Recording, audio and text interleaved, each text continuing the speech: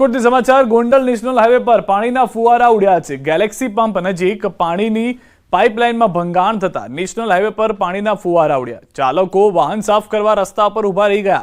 Highway પર મોટા પ્રમાણમાં પાણીનો વેડફાટ થતો જોતા સ્થાનિકોનો જીવ ના ચાલ્યો। તેઓએ વિચાર્યું કે આમે પાણીનો બગાડ થઈ રહ્યો છે, લાવો આપણા વાહન સાફ કરી દઈએ। તો રાજકોટની જનતા કે જે રંગીલું રાજકોટ છે તે રંગીલું રાજકોટ પાણીનો બગાડ ન જોઈ શકતા તેઓએ પણ તેનો ઉપયોગ કર્યો।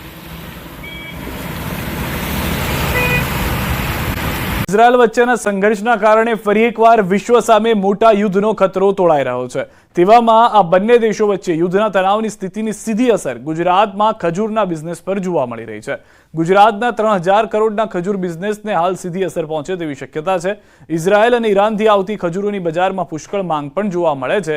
તેવામાં ઇઝરાયલ અને ઈરાનની તણાવભરી સ્થિતિના કારણે હાલ ખજૂરની આવકમાં ઘટાડો થયો છે, જેના કારણે ખજૂરના વેપાર પર પણ ભારે અસર થઈ રહી હોવાનું વેપારીઓ જણાવી રહ્યા છે। ગુજરાતની વાત કરીએ તો ખજૂરના બિઝનેસમાં અરાઉન્ડ 300 કરોડ જેટલો બિઝનેસ આપણે ગુજરાત ધરાવીએ છીએ।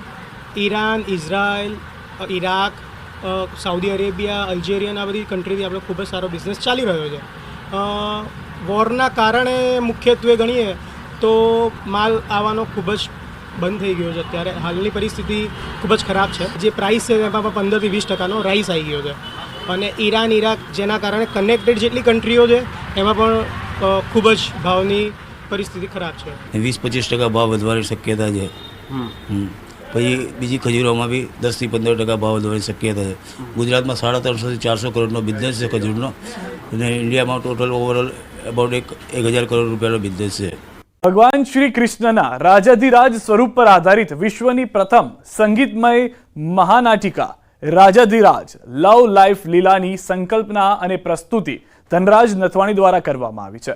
ભગવાન શ્રી કૃષ્ણની મહાનતા અને પરોપકારિકતાને જીવંત કરતી 120 મિનિટની અવધિની આ સંગીત નાટિકાનું મંચન નેતા મુકેશ અંબાણી કલ્ચરલ સેન્ટરના ગ્રેન્ડ થિયેટર ખાતે 15મી ઓગસ્ટથી 1 સપ્ટેમ્બર સુધી રોજ કરવામાં આવશે। ખ્યાતનામ ભારતીય ગીતકાર અને પટકથા લેખક પદ્મશ્રી વિજેતા પ્રસન્ન જોશી દ્વારા લિખિત આ સંગીત નાટિકામાં વ્રજથી મેવાડ અને મથુરાથી દ્વારકા સુધીના તેમના જીવનમાં આવેલા પરિવર્તનોનું અતિ સુંદર નિરૂપણ કરાયું છે। શ્રીનાથજી અને દ્વારકાધીશ સ્વરૂપોને કોઈ સંગીત નાટિકામાં પ્રથમવાર એક સાથે દર્શાવવામાં આવ્યા છે।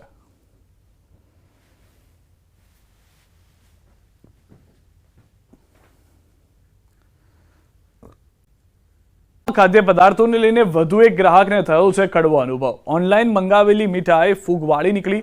શહેરના જાણીતા ગ્વાલિયા સ્વીટમાંથી મંગાવી હતી મીઠાઈ। દોશી પરિવારે મણિનગરના ગ્વાલિયા સ્વીટમાંથી ઓનલાઈન મંગાવી હતી મીઠાઈ। મીઠાઈમાં ફૂગ અને સ્વાદફેર હોવાની ગ્રાહકની ફરિયાદ। અમે દર બેસતા મહિને અમારા ઘરે મંદિરે પ્રસાદ કરવા માટે પ્રસાદ મંગાવીએ છીએ અને મારી પુત્ર વધુએ આ પ્રસાદ મંગાવ્યો છે। જ્યારે પ્રસાદ કર્યા પછી ખાવા માટે હાથમાં લીધો ત્યારે ખબર પડી કે લાડવામાં ફૂગ છે અને અન્ય મીઠાઈમાં પણ સ્વાદ ફેર લાગે છે।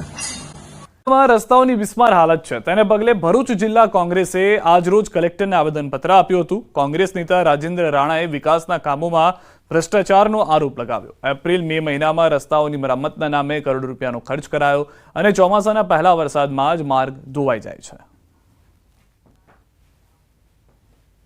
મે મહિનામાં વરસાદ પહેલા રોડ બને એને લેયર પાથરવામાં આવે અને પછી પરિસ્થિતિ આજે શું છે બધા વાકેફ છે। લૂંટી લો ભાઈ લૂંટી લો।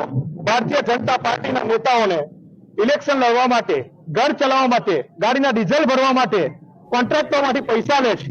કોન્ટ્રાક્ટરો એવું કહે છે કે અમે કઈ રીતે રોડ બનાવીએ, કઈ રીતે સારા બનાવીએ। વરસાદ બાદ શહેરના અનેક રસ્તાઓનું ધોવાણ થયું છે। ચોમાસામાં મોટાભાગના માર્ગો બિસ્માર બન્યા છે, ત્યારે પાંચબત્તીથી મહમ્મદપુરાને જોડતો માર્ગ અતિ બિસ્માર બન્યો છે। તેના કારણે રાહદારીઓ તેમજ વાહન ચાલકો પરેશાન થયા છે। તંત્રને અનેક વખત રજૂઆત કરવા છતાં કોઈ નિરાકરણ ન આવતા રિક્ષા એસોસિએશને વિરોધ નોંધાવ્યો। સ્થાનિકો દ્વારા રસ્તા રોકી આંદોલન કરવામાં આવ્યા। સ્થાનિકોએ માર્ગના સમારકામની માંગ કરી। જો કામ પૂર્ણ નહીં થાય તો ઉગ્ર આંદોલનની ચીમકી ઉચ્ચારી છે। જોકે પોલીસે ઘટના સ્થળે પહોંચી વાહન વ્યવહાર ફરી શરૂ કરાવ્યો હતો। એએમસીના આસિસ્ટન્ટ ટીડીઓની મુશ્કેલીમાં વધારો થયો છે. આસિસ્ટન્ટ ટીડીઓ પર ₹20 લાખની લાંચ મામલે સ્પેશિયલ એસીબી કોર્ટે આરોપીના 1 દિવસના રિમાન્ડ મંજૂર કર્યા. એસીબીએ વધુ તપાસ માટે આરોપીના 5 દિવસના રિમાન્ડની માંગ કરી હતી. આરોપી સરકારી અધિકારી હોય, તપાસમાં સહકાર નહીં આપતા હોવાની એસીબીએ કોર્ટ સમક્ષ રજૂઆત કરી. આરોપી હર્ષદ ભોજકના બેંક એકાઉન્ટ અને અન્ય લોકરની તપાસ માટે પણ આરોપીની હાજરી જરૂરી છે. આરએમસીના તત્કાલીન સસ્પેન્ડેડ ટીપીઓ મનસુખ સાગઠિયા સામે વધુ એક આક્ષેપ થયો છે. વિવાદિત બિલ્ડિંગ ધ ડેસ્ટિનીને લઈ મિત સોરઠિયા નામના વ્યક્તિએ આક્ષેપ કર્યા. તેમણે કહ્યું કે મનસુખ સાગઠિયાએ કોર્ટના સ્ટેનો અનાદર કરી પ્લાન કમ્પ્લીશન મંજૂર કર્યું હતું. લેખિતમાં અરજી આપી હોવા છતાં તંત્ર તેની સામે કોઈ કાર્યવાહી કરતું નથી.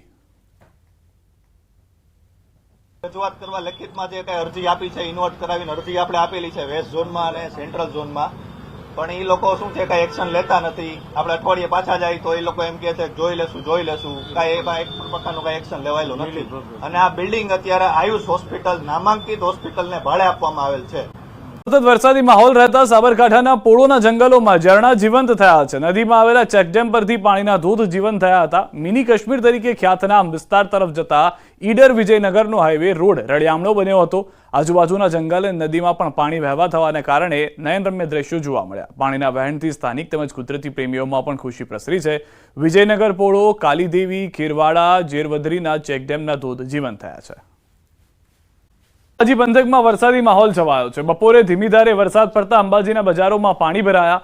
હળવો વરસાદ હોવા છતાં અનેક જગ્યાએ પાણી ભરાતા તંત્રની કામગીરી સામે સવાલ ઉઠ્યા છે. 6 દિવસથી અંબાજી પંથકમાં વરસી રહ્યો છે હળવો અને ધીમી ધારે વરસાદ.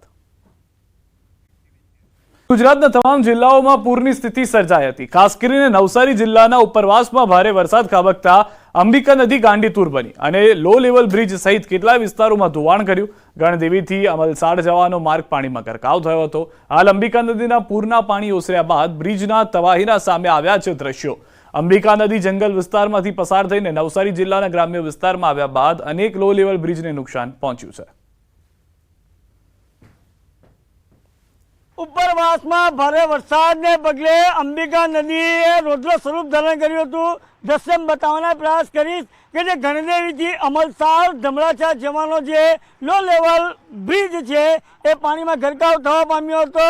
હાલ જે અંબિકા નદીએ જે રૌદ્ર સ્વરૂપ ધારણ કર્યું હતું, હાલ નદીના પાણી ઉતરતા જોવા મળી રહ્યા છે. જે અંતર્ગત ખાસ કરીને અહીંયાથી જે ધમરાચા અમલસાડ જવાનો જે માર્ગનો લો લેવલ બ્રિજ છે એ બ્રિજ પાણીમાં ગરકાવ થવા પામ્યો હતો. પૂર ગયું, તબાહીના દ્રશ્ય છોડી ગયું. દ્રશ્યમાં જોઈ શકો છો કે પૂર્ણા નદીની અંદર જંગલ વિસ્તારમાંથી આવતી હોય છે એ નદીના જે લાકડા સહિત અને ઝાડ સહિતના જે વસ્તુઓ તણાઈને આવી હતી, આ બ્રિજના સ્પામ સાથે અથડાતા બ્રિજને પણ નુકસાન થવાની હાલ ભીતિ સેવાઈ રહી છે.